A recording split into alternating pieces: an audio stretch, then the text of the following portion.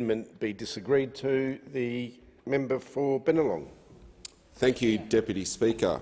When I talk to people throughout my electorate of Bennelong, one of the most common things I hear from them are their concerns about the costs of housing.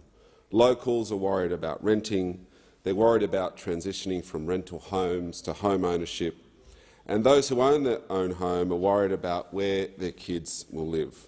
Locals are facing growing rents. They're priced out of the housing market due to high prices. That is why it is so critical to have an ambitious and strong housing reform agenda, because we know that the market is failing to provide affordable rental properties and affordable homes to buy. The Albanese Labor government knows that having a safe and affordable place to call home is essential to the security and dignity of Australians, and that's why this bill is so important. Before coming to this place, Deputy Speaker, I had the great pleasure of serving my community as a councillor for 10 years, 5 years of which I was mayor. And those issues that I just outlined before were present back then as well. The lack of affordable housing in the city of Ryde, which forms part of Bennelong, but also right across metropolitan cities across the country, are at crisis point. They were then, and they continue to be now. The housing market continues to fail households, especially those on very low, and moderate incomes. In 2011, 7,450 key worker households in Ryde were in need of affordable price housing, and it's estimated by 2031 the Ryde LGA will need 10,700 affordable housing dwellings for key workers. And so, in my time there, we put together a clear vision for affordable housing. We did the work and we lodged the planning proposals to deliver these much-needed homes. And more than 3 years after we submitted this important work, we submitted this planning proposal to the state government, the first of its kind in New South Wales, the Liberals refused it. They even had the gall to say that the planning proposal was ahead of its time. Well, when is the time? When is the time to deliver on affordable housing? And I'm not surprised that the Liberals are opposing this bill today, because they always oppose efforts to increase affordable housing. When former Premier Berejiklian in New South Wales, when she became Premier, she said affordable housing was, quote, the biggest issue.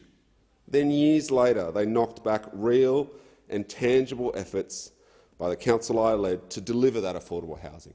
And you hear in their speeches here today, I've been here the last 20 minutes, they all say they love affordable housing, they all say they want to work to deliver it, but when the rubber hits the road, when the policies hit their desks, they vote against it. It's in their DNA to oppose affordable housing. So I'm not surprised that they're here, coming up with all sorts of reasons to oppose it here today.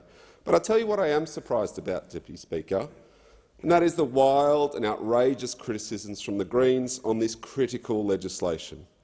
Again, we see the far right and the far left coming together to oppose a policy that Australians voted for.